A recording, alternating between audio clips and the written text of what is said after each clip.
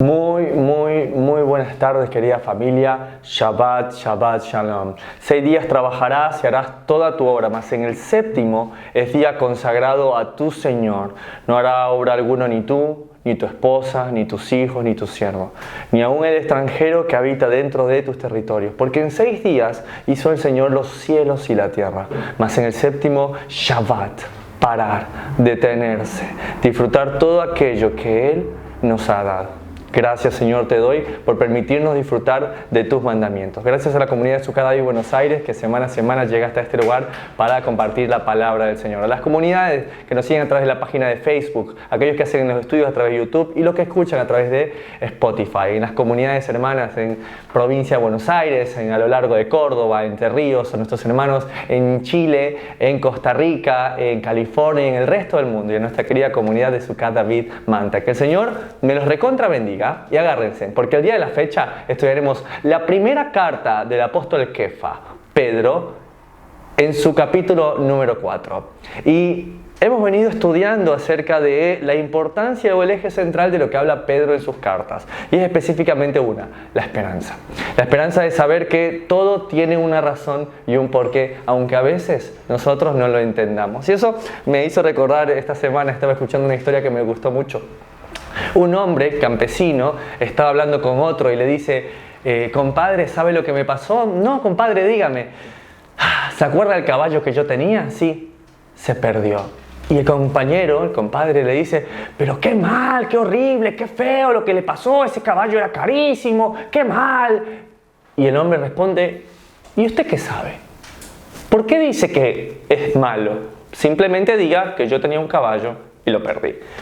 Resulta que la próxima vez se encuentra con su compadre otra vez y le dice: compadre, no sabe lo que pasó. Dígame, compadrito, ¿se acuerda el caballo que yo tenía y que se me perdió? Sí, qué malo que pasó. Sí, ¿sabe qué? Volvió con una manada de caballos salvajes. Y el compadre dice: ¡wow! ¡Qué bien! ¡Qué bendición! ¡Gloria a Dios! ¡Aleluya! Y el hombre dice: ¿usted qué sabe? Simplemente diga que tenía un caballo, que lo perdí y que ahora vinieron muchos caballos. Entonces el compadre ya como que se saca de onda, ¿no? Y se va. La próxima semana regresa y le dice: compadre, sí, compadre, dígame, ¿se acuerda la historia que le conté del caballo que tenía, que perdí, que luego tuve muchos caballos? Sí, qué buena onda, increíble, ahora eres dueño de muchísimos caballos, es increíble. Y él dice: uno de mis hijos se subió queriendo domar a este caballo salvaje y al caerse, ser tirado por este animal, se fracturó la pierna. ¡No! ¡Qué mal! ¡Qué horrible! ¡Es lo peor que te pudo haber pasado! Y el hombre le contesta: ¿usted qué sabe? Solamente diga que mi hijo estaba bien, se subió al caballo y se fracturó la pierna. Se va otra vez el compadre y regresa la próxima semana y le dice: compadre, ¿qué pasó ahora, compadre? ¿Se acuerda la historia que le conté del caballo que yo tenía, que lo perdí, que trajo muchos caballos salvajes y que mi hijo se subió y se fracturó la pierna? Sí, fue terrible. No sabe la bendición que fue, porque el pueblo entró en batalla y el rey se llevó a todos los jóvenes a la lucha. ¿En serio? Sí, se llevó a todos, pero mi hijo, a causa de estar fracturado, no se lo llevó. Y ahora está conmigo. Y en esa batalla le fue muy mal. Y mi hijo es uno de los pocos sobrevivientes. Y así podría continuar con la historia una y otra vez, y una y otra vez, y una y otra vez, y una y otra vez. Y siempre el compadre contándole algo y su amigo diciéndole: ¿y usted qué sabe? Porque así es la vida. A veces creemos que nos pasan cosas buenas y cosas malas, pero ¿sabes qué? No estamos seguros de eso. Lo único que podemos estar seguros es que si confiamos en Dios, ¿sí? Aún el mejor momento, si no viene dentro del corazón de Dios, puede ser terrible. Si no, vean las historias de la gente que, no sé, se ganó la lotería y cómo fueron destruidos y abandonaron sus matrimonios y terminaron luego en la ruina y en la pobreza. O gente como Mark Twain, que fue despedido y que luego, a causa de estar despedido en una máquina, en una cueva, en el tiempo de que se calentaba todo a través del carbón, al perder su trabajo, gracias a Dios pudo escribir maravillosas historias como las, por ejemplo, de La Cabaña o las historias de Tom Sawyer, o el mismo Steve Jobs, por ejemplo, que no fue hasta que fue despedido que empezó su propia compañía. Entonces, No digamos que es bueno o es malo. Sepamos que Dios tiene el control de todas las cosas. Y ese es el centro de esta carta de Primera de Pedro, capítulo 4. Acompáñenme, por favor. Dice en el verso 1, puesto que el Mesías ha padecido por nosotros en la carne, vosotros también armaos del mismo pensamiento. Pues quien ha padecido en la carne terminó con el pecado, para no vivir el tiempo que resta en la carne conforme a las concupiscencias de los hombres, sino conforme a la voluntad de Dios. Y es muy interesante porque la palabra nos invita a tener el mismo pensamiento del Mesías. Y siempre fue un pensamiento amable, afable, un pensamiento de pensar benignamente. Esto quiere decir pensar siempre lo mejor de las personas. A través de todos estos tiempos de estudio hemos instado siempre a las personas al reto de la amabilidad, al siempre darle la duda a las personas, siempre ofrecerle el mejor pensamiento. Y como diría un buen amigo esta semana, siempre gano cuando pienso lo mejor de los demás. Si me equivoco y esa persona obraba mal, perdió ella. Yo gané al pensar lo mejor de las personas. Y si la persona es realmente buena, sigo ganando, porque he puesto lo mejor de mi corazón para con las personas. ¿Sí? Y el versículo 2 lo dice, para no vivir el tiempo que resta en la carne conforme a la concupiscencia de los hombres. ¿Sí? Conforme a la propia maldad. La concupiscencia no es algo externo, es algo interno. Y es una de las cosas primordiales que nosotros tenemos que afrontar. Cuando uno deja de culpar al diablo por las cosas que pasan, cuando uno empieza a decir es que Satanás no es omnipresente. Satanás no puede estar en todos los lugares al mismo tiempo. Sin lugar a dudas existe y debe estar obrando. No creo, ¿sí?, que en el 100% de los casos sea todo mundo que le esté tentando. ¿Sí? ¿Qué quiere decir? Yo tengo que ser consciente de mi propia situación y decir, yo tengo una inclinación al mal. A pesar de querer nacer en el Mesías nuevamente, esta carne no se sacia. Entonces yo ya me conozco a mí mismo, yo debo saber poner los frenos que yo sé que me conducen al mal. Y eso me va a hacer llevar a la voluntad de Dios. Y muchos cuando hablan de este tema me dicen que sea la voluntad de Dios, que sea la voluntad de Dios. Pero ¿te has preguntado alguna vez qué es la voluntad de Dios? ¿Te has preguntado alguna vez, realmente yo quiero hacer su voluntad? Pues realmente eso ya está escrito. No es algo que necesites averiguar de una forma mística, sino leerlo en su palabra. Acompáñame, por favor, al libro de Romanos, capítulo 2 y verso 17. La palabra del Señor dice, he aquí tú tienes el sobrenombre de judío. Entonces es interesante porque cuando alguna vez se nos dice, ¿eres judío? No, yo no soy judío. Y Romanos, una carta escrita a gente que está expatriada de Israel, fuera del pacto de Dios, gentiles entre las naciones. Pablo les dice, ustedes tienen el sobrenombre de judío. No se consideran judíos, bueno, pero su sobrenombre es como si fuesen judíos. El mismo apóstol de los gentiles los dice. La palabra judíos, del verbo Yehudí o Yehudá, significa el que da alabanza a Dios. Entonces, somos llamados a ser sobrenombre de judíos. Entonces, si en algún momento te dice, ¿ustedes celebran la fiesta de los judíos? No, realmente no son las fiestas de los judíos, son las fiestas del Señor, son los días de reposo del Señor, como lo dice Levítico 23. Pero ¿sabes qué? Sí, mi sobrenombre es de judío, de aquel que alaba al Señor. Y te apoyas en la ley, y te glorías en Dios, y conoces su voluntad. E instruido por la ley apruebas lo mejor. Entonces, su ley es su voluntad. Es lo que Él dijo que quería que hiciéramos para nosotros. No es algo místico, no es cerrar los ojos, no es sentir un frío en el cuerpo. Es simplemente abrir la palabra del Señor y decir, esto mi Padre dice que yo debo hacer. Y ahí seremos como el Mesías cuando dijo, yo no hago nada que mi Padre no me dijo que yo hiciera. El verso 3 de 1 Pedro 4 dice, baste ya el tiempo pasado para haber hecho lo que agrada a los gentiles. Entonces vamos a ver qué agrada a los gentiles. Andando en lascivias, ¿sí?, malos pensamientos, concupiscencias, esa maldad interna, embriagueces, orgías, disipación. Disipación significa sin parar, ¿sí?, sin freno, desmedido, y abominables idolatrías. No solo idolatrías, sino abominables realmente. Aquellas que sobrepasan aún el hecho solamente de la adoración, sino que lleva actos concretos de idolatría. 4. A esto les parece cosa extraña que vosotros no corráis con ellos en el mismo desenfreno de disolución y os ultrajan, pero ellos darán cuenta al que está preparado para juzgar a los vivos y a los muertos. Y esta semana una consierva, una familia de esposos nos decía, mira, fuimos a un cierto lugar y pudimos estar en una piscina común y nosotros nos vestimos rescatadamente aún para entrar a la piscina. Y ella me decía, todas me miraban como rara a mí y a él, ¿no? En un mundo donde todo es al revés, donde ir en un bikini significa prácticamente no usar nada, y andar recatado hoy en día es al revés. ¿sí? Hoy en día es considerado al revés, ¿sí? Entonces eso es lo que dice el verso 4. A esto les parece cosa extraña que vosotros no corráis con ellos en el mismo desenfreno. Y es interesante esto porque aquí habla de que eso es ser un gentil. Entonces, aquellos que venimos de un contexto no de las raíces de la palabra, que no somos, que hemos nacido en el pacto de los hijos de Abraham, de Isaac y de Jacob, ¿sí? Nos sentimos orgullosos en su momento de decir que éramos gentiles. Pero aquí claramente Pedro está citando que un gentil no es nada bueno, ¿sí? Sin embargo, no es la única vez en la cual un apóstol habla de que un gentil no es algo que nosotros debamos anhelar. Acompáñenme por favor a Efesios capítulo 4 y verso 17. Escribe el apóstol Pablo y le dice: esto pues digo y requiero en el Señor, en que ya no andéis como los gentiles. Si se dan cuenta, no subrayé la palabra otros porque en el original, en el griego, esa palabra no existe. ¿Está bien? Fue algo añadido para torcer la escritura. Esto pues digo y requiero en el Señor, que ya no andéis como los gentiles, que andan en la vanidad de su mente, teniendo el entendimiento entenebrecido, ajenos de la vida de Dios, por la ignorancia que en ellos hay, por la dureza de su corazón, los cuales después que perdieron toda sensibilidad, se entregaron a la lascivia, a los malos pensamientos, para cometer con avidez toda clase de impurezas.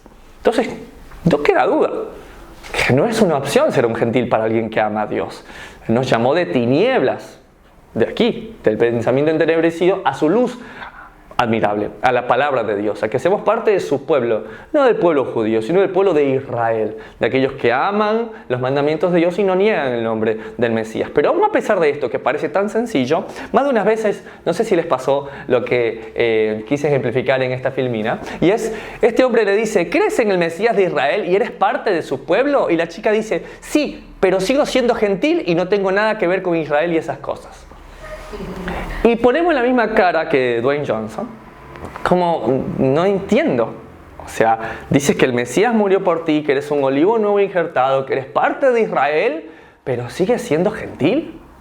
No se entiende, ¿sí? La palabra de Dios es una sola. Dios no tiene dos esposas. Dios no es musulmán. Dios tiene una sola esposa. Apocalipsis 14:12 lo dice.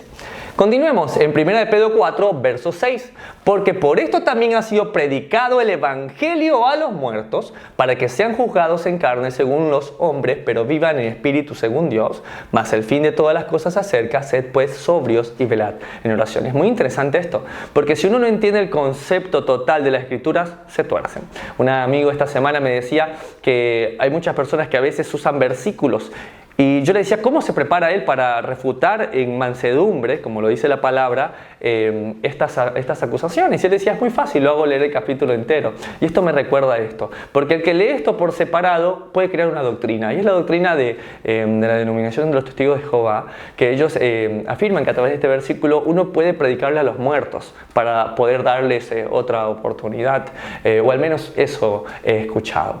El punto es muy importante porque nosotros venimos entendiendo en toda la carta de Pedro que la base para esta afirmación que está escribiendo aquí es de los mártires. Está hablando de cómo el fuego ha sido probado, está hablando de las mujeres y de los hombres de Dios, está hablando de morir en el Señor para vivir para Él también. Entonces eso está diciendo en este momento, porque para esto también han sido predicado el Evangelio a los muertos, aquellos que murieron en el Evangelio, para que sean juzgados en carne según los hombres. ¿Y cómo fueron juzgados? Todos los apóstoles, el mismo Señor fue juzgado por los hombres en carne, o sea, como carnales, fueron juzgados como que estos son unos fanáticos, estos que van a creer, sí, no quieren alabar a nuestros dioses, que mueran. Sin embargo, viven en espíritu según Dios. ¿Se dan cuenta? O sea, murieron en la carne, pero viven en espíritu. ¿Y cómo te ve este mundo? Este mundo te ve muerto. Si alguna vez tuviste un círculo de amigos y te invitaban a muchas reuniones, de repente cuando sigues al Mesías, ¿qué pasa? Te mueres, literal.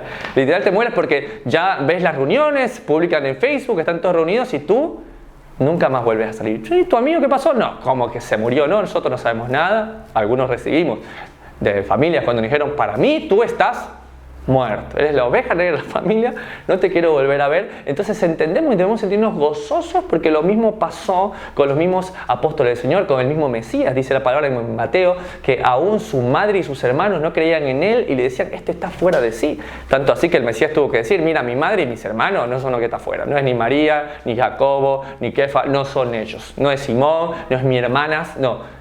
es los que aman la palabra de Dios. Punto. Son palabras difíciles para momentos difíciles. Pero es lo que quiere decir específicamente este verso 6. Ahora, el verso 7 es más interesante porque dice: más el fin de todas las cosas se acerca. ¿Y saben qué?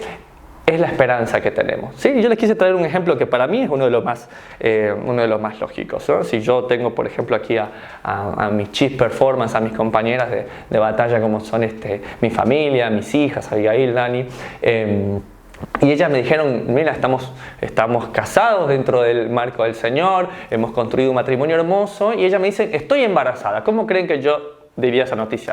Imagínate que yo llego y les digo: ay, cuánto lo lamento, o sea, Abigail, uy, ñañita, yo voy a orar por ti, ¿qué te pasa, Lincoln? O sea, ¿cómo me vas a hablar así si es un momento precioso? Es que tú no sabes los mareos, ñañita, tú no sabes los mareos, las náuseas, las caderas, uy, no saben cuando el nene aumenta, no vas a poder dormir boca abajo, vas a tener que dormir de lado y la columna te va a estallar, vas a empezar a tener una columna y te vas a agarrar la espalda y vas a caminar rara como si te doliera algo y los pies se te van a hinchar, uy, no sabes lo que va a hacer y todo, y vomitas y vomitas y vomitas y vas a perder peso. Y eso que no te he dicho nada, cuando el niño ya quiere salir, dice que es como la sensación como de varios huesos se rompen. Y se abre todo y el niño sale y te rompe todo y se desgarra todo y el niño te va a través. Entonces, imagínate, ¿sí? Yo no voy a venir con eso, voy a venir feliz, porque si bueno dentro del marco del matrimonio es una bendición.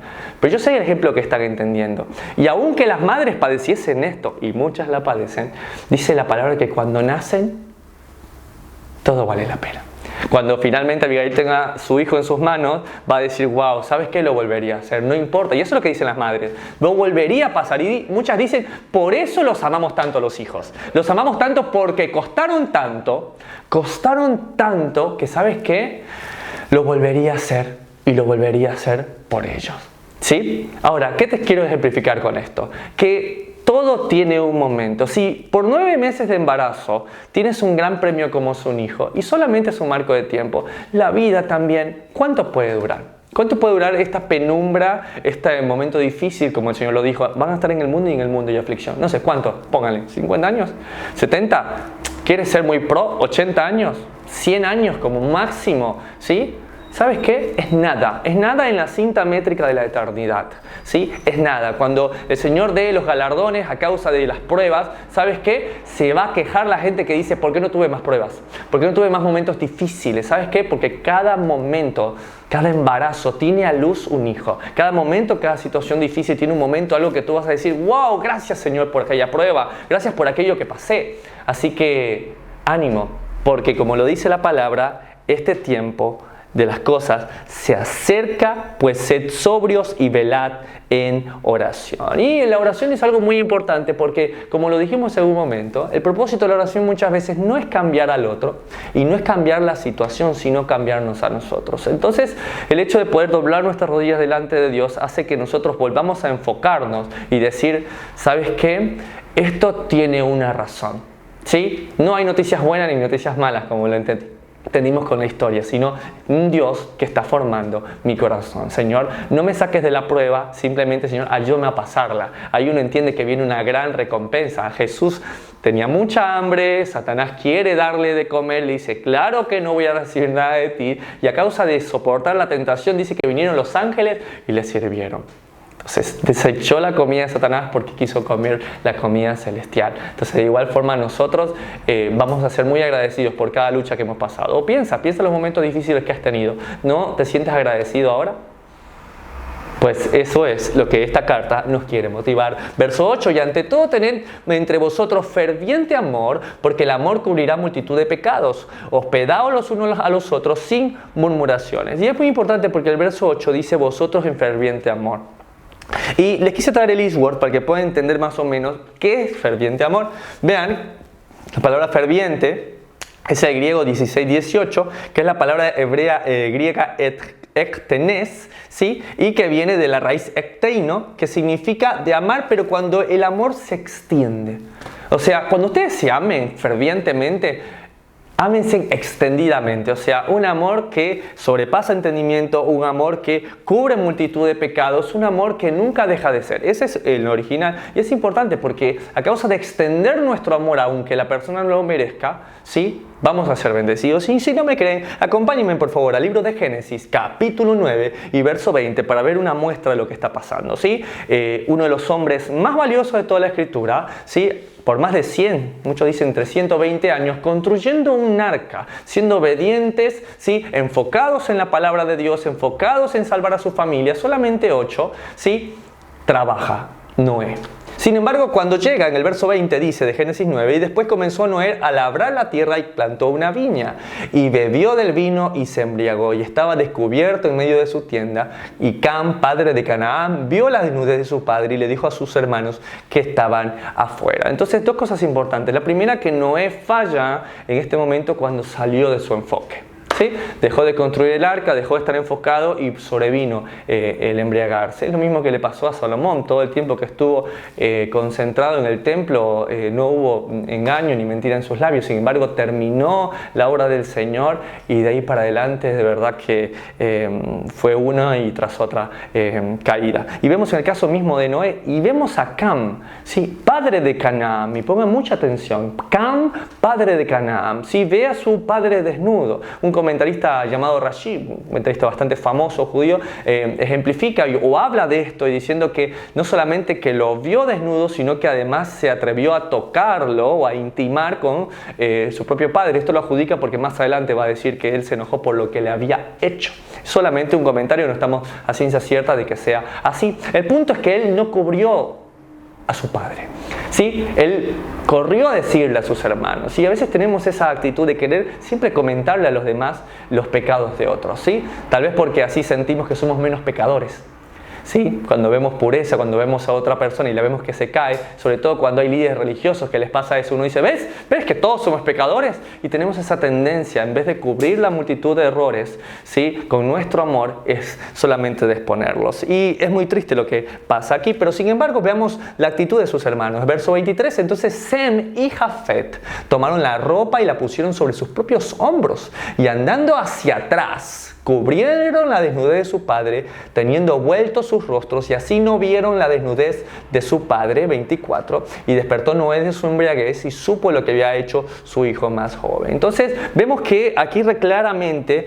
cumpliendo la palabra en Levítico 17, ¿sí? Recordemos que el Señor siempre ha hablado de su ley, se ha puesto por escrito en Sinaí, pero siempre el Señor estuvo hablando. De hecho, por esa razón Él le dice a Adán y Eva, ¿quién les enseñó eso? Sí, el Señor siempre ha estado enseñando. Vemos también a Noé, por ejemplo, llevando muchas parejas de animales, de los que se pueden comer como puros, y solamente una pareja de los que no se pueden comer, algo que ya estaba escrito en la palabra del Señor. Entonces, aquí claramente ellos están guardando la palabra de Elohim cuando no quieren ver la desnudez de su padre, como lo dice Levítico 17, y lo cubren. Y la segunda cosa importante es que Noé despertó de su embriaguez. Y ¿sabes qué? Todo se sabe en su momento. Si hablas bien, se va a saber. Si hablas mal, se va a saber, ¿sí? Porque la gente despierta de su embriaguez y supo lo que le había hecho Noé. Y miren, acompáñenme a ver cuál es también la recompensa de no cubrir los pecados de los demás. Verso 25, y dijo, maldito sea Canaán, siervo de siervos serás a su hermano. Pongan atención. Dice, maldito Canaán, pero ¿quién fue el que le faltó a su padre? ¿Canaán? No, fue Cam. Entonces, ¿por qué razón es maldito Canaán y no Cam? ¿Saben qué? Después de tener hijos, nos damos cuenta de una cosa, que no hay mayor maldición que la que cae sobre nuestros hijos. Es la que siempre se va a poder comprobar. Aquellos hijos que en su momento puedan criticar a sus padres y decir, yo nunca voy a ser como mi padre. Sí, mi padre es esto, mi padre es lo otro, y yo nunca voy a ser. ¿Sabes qué? A causa de blasfemar contra tu padre, tal vez no te pase algo a ti, pero ¿sabes qué? Lo pagarás en tus hijos. ¿Sí? El evangelio y la verdad, dijo el Mesías, será conocido por sus hijos. ¿Sí? Y es en los hijos donde se ve la maldición que ha estado sobre los padres. Así que seamos muy cuidadosos, porque donde no más nos va a doler va a ser con nuestros hijos. Verso 26, y dijo más, bendito por el Señor mi Dios sea Sem y sea Canaán su siervo, engrandezca Dios a Jafet y habite en sus tiendas de Sem y sea en Canaán su siervo. ¡Wow! Mira la bendición de cubrir los pecados aún de tu padre si está equivocado. Míralo. ¿Te das cuenta a quién bendijo? Dice que bendijo a Sem. Sem, de donde viene la descendiente semita, de donde vendría Abraham, Isaac y Jacob. A causa de ese corazón que tenía Sem por su padre al perdonarlo, al cubrirlo con su amor, de él vendría la descendencia semita. Y por eso dice proféticamente, engrandezca Dios a Jafet, verso 27, y habita en las tiendas de Sem, ¿sí? Va a habitar en las tiendas, en el tabernáculo, porque ¿sabes qué? De la descendencia de Sem vendría el Señor. Vendría todo este linaje de Abraham, de Isaac, de Jacob. ¡Qué bendición! Verso 8 de 1 de Pedro 4, y ante todo tened entre vosotros ferviente amor, un amor que se extiende, porque el amor cubrirá multitud de pecados. Verso 9. Hospedaos los unos a los otros sin murmuraciones, cada uno según el don que ha recibido, ministrelo a los otros como buenos administradores de la multiforme gracia de Dios. Y aquí es un mandamiento. O sea, no está preguntando si te vas a hospedar. Como que ya está sobreañadido de que hay que hospedar. Hospedaos, pero sin murmuraciones. ¿Sabes por qué? Porque es muy fácil cuando uno hospeda murmurar. ¿Sí? Aquellos que han decidido abrir sus casas, ¿sí? Les puede pasar. Uy, no, qué bárbaro, ¿cómo? Pero mira cómo me usan el papel higiénico y sus hijos, mira cómo se portan y mira, me abrieron el yogur de la heladera. ¿Sabes qué? Tengo un corazón libre por eso, porque el Señor te lo va a pagar. Entonces, hospeda sin murmuraciones. ¿Está bien? Y no permitas tampoco escuchar murmuraciones antes de hospedar, porque tu corazón tampoco va a ser el mismo.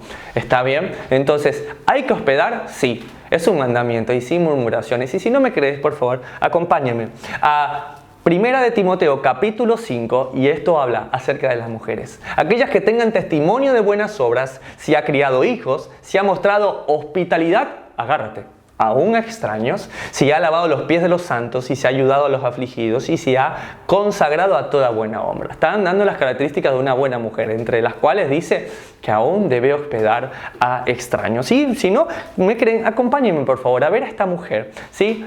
Dice la palabra literal que ella estaba esperando morir ella juntamente con su hijo. Sin embargo, recibe a un extraño, recibe al profeta de Dios y luego le da de comer la viuda de Sarepta.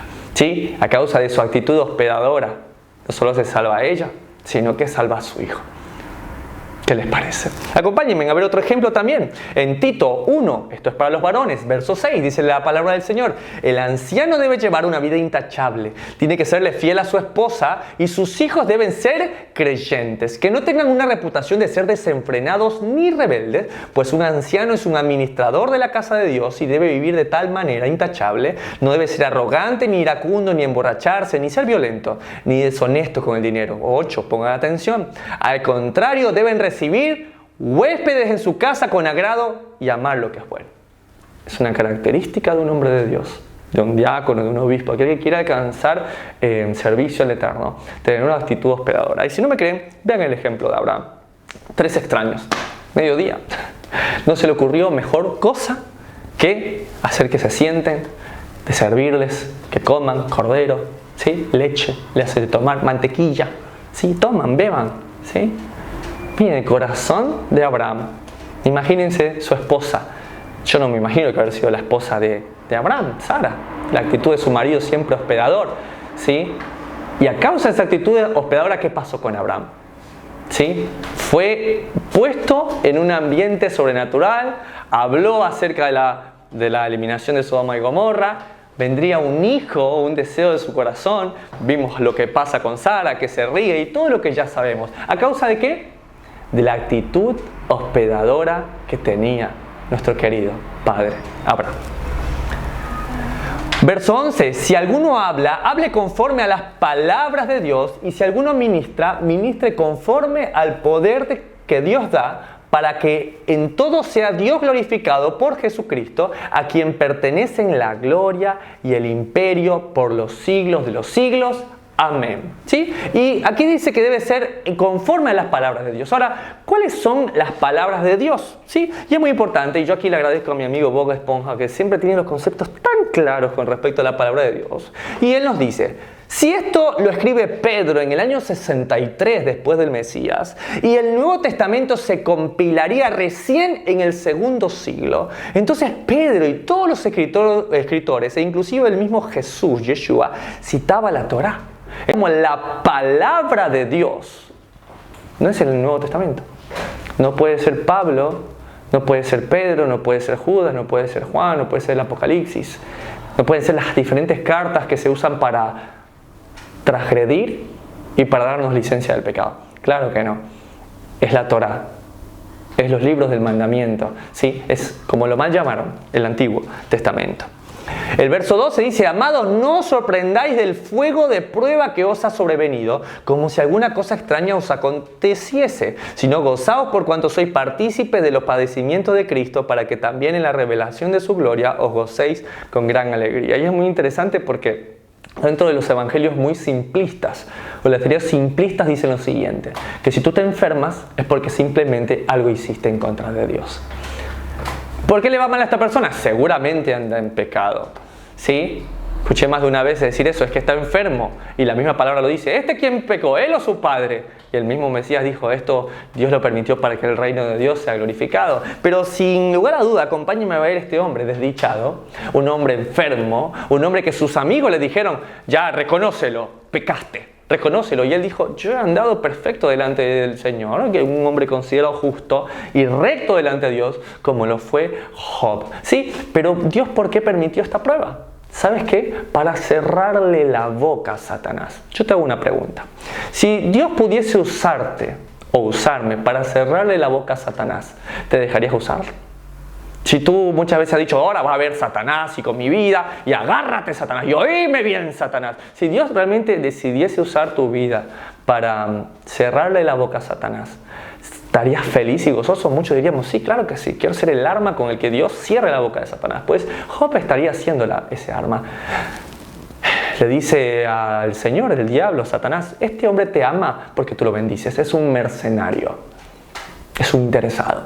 Te ama porque le das, porque está lleno de favor, míralo cuánto es bendecido, pero quítale su bendición. ¿Y sabes qué? Job tendría el honor de poder cerrarle la boca a Satanás. Cuando le dice: Dios da, Dios quita. Bendito el nombre del Señor nuestro Dios. Baruch Hashem Adonai Eloheinu. En ese momento le prueba que él no es un mercenario y que lo que Dios dijo de él era cierto. Le cierra la boca. Y si no, acompáñenme también a ver a este hombre, ¿sí? Al cual es varón de dolores. Dice que cuando la gente pasaba, bajaba la cabeza y así decía: a tantos ayudó y no puede él mismo ayudarse. ¿Sí? Si hay alguna duda de alguna persona que le pudiera haber dicho: este está en pecado, fue nuestro propio Mesías. ¿Sí? Sin embargo, esto vendría con una gloria mayor. ¿Sí? Esto haría que él también fue menospreciado hasta ser llevado hasta muerte y muerte de cruz, hasta ser exaltado hasta lo sumo. No existe nadie más exaltado que nuestro Mesías. Hasta el tope lo exaltó el Señor. Entonces, sufrir es dentro de lo que Dios ha permitido, ¿sí? Sin embargo, no digamos que algo es bueno o malo, como lo aprendimos de la historia, sino simplemente digamos: Dios es el que tiene el control de mi vida y Él lo hará mejor. Verso 12: amado, no os sorprendáis del fuego de prueba. No te sorprendas de que te empiece a ir mal, como si alguna cosa extraña os aconteciese, sino gozaos por cuanto sois partícipes de los padecimientos de Cristo, para que también en la revelación de su gloria os gocéis con gran alegría. Y muchos escuchan la palabra gloria y automáticamente cierran sus ojos, levantan sus manos y: Señor, dame tu gloria. ¿Sí? Sin embargo, como lo dice la palabra en Santiago y en Pedro el Evangelio, la verdadera doctrina se sufre, se padece. Y si no me creen, acompáñenme por favor al libro de Hechos, capítulo 5 y verso 28. Los apóstoles están haciendo milagros, están hablando del Mesías, están hablando de volver a través del Cordero Santo a la palabra, y les dicen en el verso 28, los principales, diciendo: no os mandamos estrictamente que no enseñaseis en ese nombre, en el nombre del Mesías, y ahora habéis llenado a Jerusalén de vuestra doctrina y queréis echar sobre nosotros la sangre de ese hombre. 29, respondiendo Kefa, Pedro y los apóstoles dijeron: es necesario obedecer a Dios antes que a los hombres. ¿Sí? Es necesario obedecer. Quédate con eso. Es mejor obedecer lo que está escrito, a pesar de que tu pastor, tu líder te haya dicho que eso ya estaba abolido. Es mejor creerle lo que está escrito que a lo que un hombre pueda decir. Verso 30. El Dios de nuestros padres levantó a Jesús, a Yeshua, a quien vosotros matasteis colgándole en un madero. 31. A este Dios ha exaltado con su diestra por príncipe y salvador para dar a Israel arrepentimiento y perdón de pecados. 32. Y nosotros somos testigos suyos de estas cosas. Y también el Espíritu Santo, el cual ha dado Dios a los que le obedecen. Pon mucha atención, porque el Espíritu se da al que obedece. Y quiero que lo guardes eso, porque vamos a aprender qué es obedecer la palabra de Dios y qué es obedecer el Evangelio. ¿Sí? Guárdalo en tu corazón, porque lo vamos a explicar más adelante. Verso 33. Ellos, oyendo esto, se enfurecían y querían matarlos. Entonces, levantándose en el concilio un fariseo llamado Gamaliel, doctor de la ley, venerado de todo el pueblo, mandó que sacasen fuera por un momento a los apóstoles. Y vamos a aprender un poco de Gamaliel. Y luego dijo: varones israelitas, mirad por vosotros lo que vais a hacer respecto a estos hombres. 36. Porque antes de estos días se levantó Teudas, diciendo que era alguien. A este se unió un número de 400 hombres, pero él fue muerto. Y todos los que le obedecían fueron dispersados y reducidos a nada. Después de este se levantó Judas el Galileo en los días del censo y llevó en pos de sí a mucho pueblo. Pereció también él y todos los que le obedecían fueron dispersados. Y ahora os digo, apartaos de estos hombres y dejadlos, porque si este consejo o esta obra es de los hombres, se desvanecerá. Mas si es de Dios, verso 39, no la podréis destruir, no seáis tal vez hallados luchados contra Dios. Wow, las mismas palabras que le daría el Mesías luego a su discípulo Pablo, Saulo, cuando le dice: qué duro que es dar golpes contra el aguijón. ¿Sí? Qué duro es luchar con esto. Qué sabias palabras del maestro de Pablo. Y acompáñenme a la parte más importante, Hechos 5, verso 40. Y convinieron con él, y llamando a los apóstoles, después de azotarlos, les intimaron que no hablasen en el nombre de Yeshua, y los pusieron en libertad. 41. Y ellos salieron de la presencia del concilio gozosos de haber sido tenidos por dignos de padecer afrenta por causa del nombre. Y todos los días en el templo y por las casas no cesaban de enseñar y predicar a Jesucristo. ¿Quieres gloria? ¿Queremos predicar al Señor? Esas son las reacciones. Pero es que cuando yo predico, hermano, me cierran la puerta y a veces no me quieren escuchar. Hasta ahora no creo que te hayan azotado. No creo que me hayan azotado. ¿Sabes qué? Debemos ser moldeados a la imagen del Mesías. ¿Sí? Aquel que no hubo engaño en su boca, que estuvo dispuesto a ir con un ferviente amor, un amor que iba más allá. Que podamos tener esta actitud de los mismos apóstoles. Los golpearon, los encerraron y ellos decían: wow, dignos, gozosos, felices, benditos, bienaventurados, porque somos tomados por dignos de padecer por esto. Gracias, Señor. Verso 14, 1 Pedro 4. Si sois vituperados, si sois injuriados, si sois lastimados por el nombre de Cristo, sois bienaventurados, felices, gozosos, porque el glorioso Espíritu de Dios reposa sobre vosotros. Ciertamente de parte de ellos Él es blasfemado, pero por vosotros es glorificado. Así que ninguno de vosotros padezca como homicida o ladrón o malhechor o por entremeterse en lo ajeno. Muy interesante, porque para Dios lo mismo un homicida, un ladrón o un malhechor que andar de chismoso. 16. Pero si alguno padece como cristiano, no se avergüence, sino glorifique a Dios por ello. Y esta parte es muy importante, por eso se dan cuenta que en la filmina taché la parte de alguno padece como cristiano. Y por primera vez y única se va a nombrar la palabra cristiano en una de las cartas del Nuevo Testamento. Y también se va a decir en dos partes muy importantes, en Hechos 11 y 26, donde se nombra también, no en la carta, pero sí en Hechos de los Apóstoles, la palabra cristiano. ¿Pero qué es un cristiano? ¿Sí? Si yo le pregunto a alguno de ustedes qué es un cristiano, muchos me dicen una respuesta que es el que se parece a Cristo. Otros, una vez escuché que cristianos eran todos los que no eran católicos. Lo que venimos de otro contexto religioso lo dijimos, no, cristianos son todos los hermanos separados. Celebran nuestras fiestas, creen en la Trinidad, creen en todo igual, pero ellos no adoran imágenes. Pero el resto son iguales a nosotros. Son los hermanos separados, hermanos protestantes. Pero realmente, ¿qué es un cristiano? ¿Realmente qué está queriendo decir Pedro o qué realmente significa del griego al hebreo? Por favor, acompáñenme en Alice Word, donde vamos a entender de esto. Y lo primero que les quería mostrar es que en 1 Pedro 4:16 dice: pero sí alguno padece, se lo subrayé, ¿vieron que no tiene letra strong? Es porque no está. Esto fue agregado.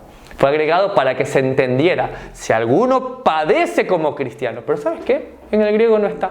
En el griego lo que dice es, pero sí, como cristiano, no te avergüences, sino glorifícate en Dios por ello.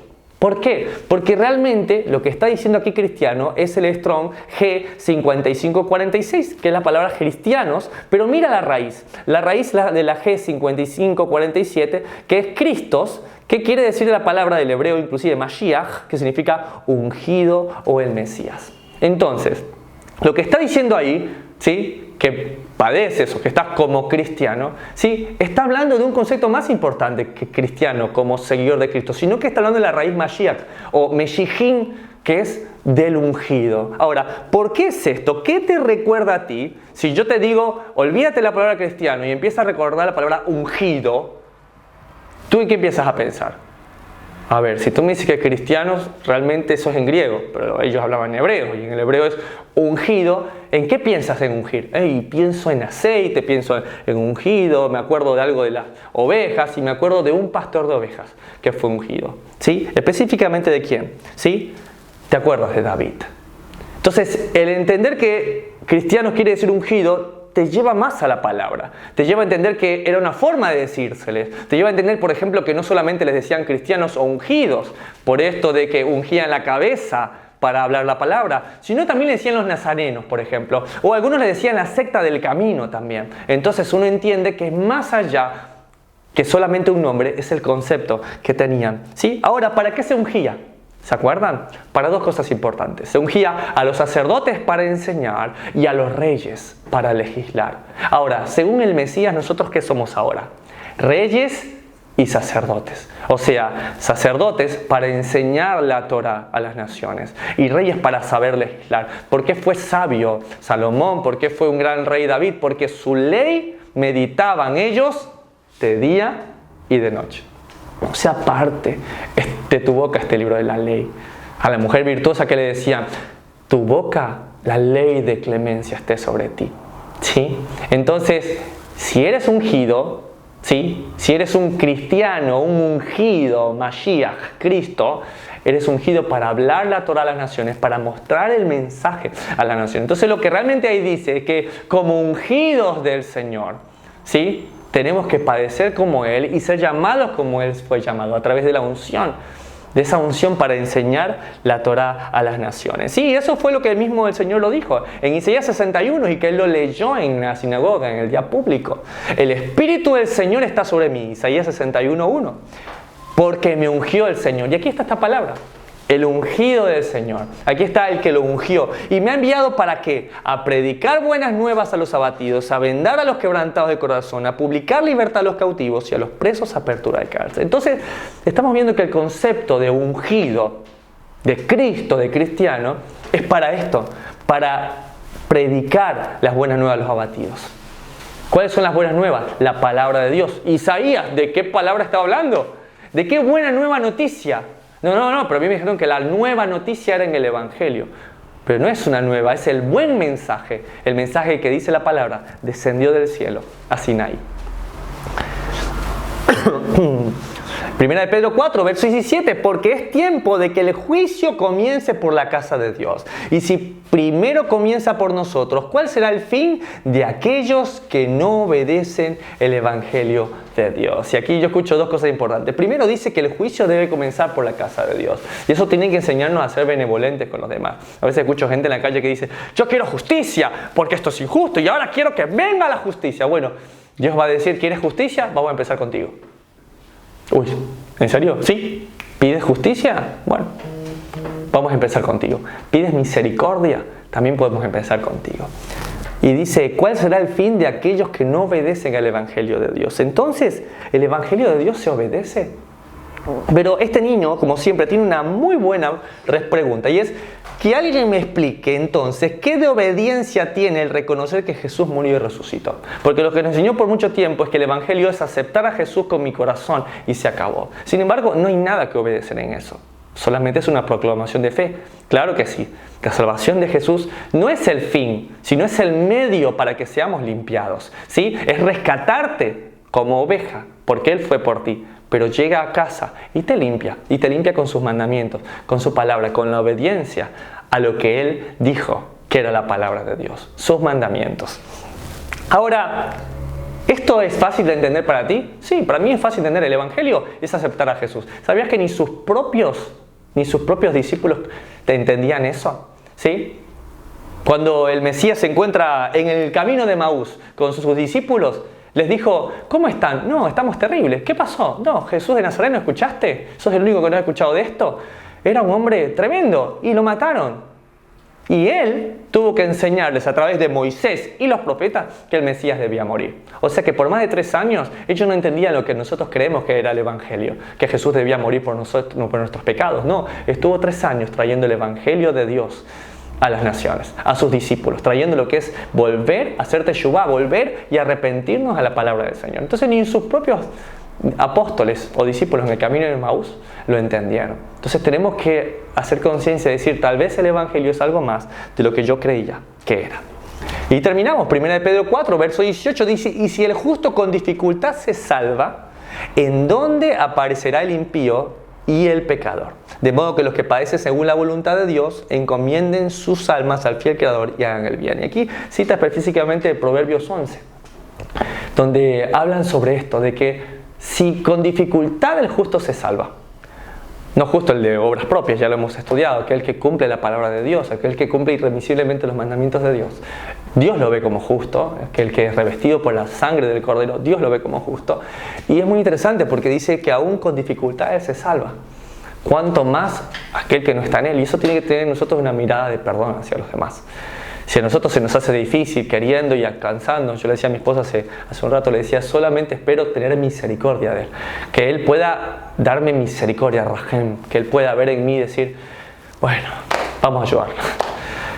Realmente ese es mi deseo. Y a veces uno dice, oh, mira si tú puedes llorar o arrodillarte y venir delante de Dios con un corazón puro y decir, Señor, ayúdame, mira que estoy angustiado, hablo tu palabra, necesito que me hables, y aún a pesar de eso tú te sientes angustiado. ¿Cuánto más la gente que no lo tiene?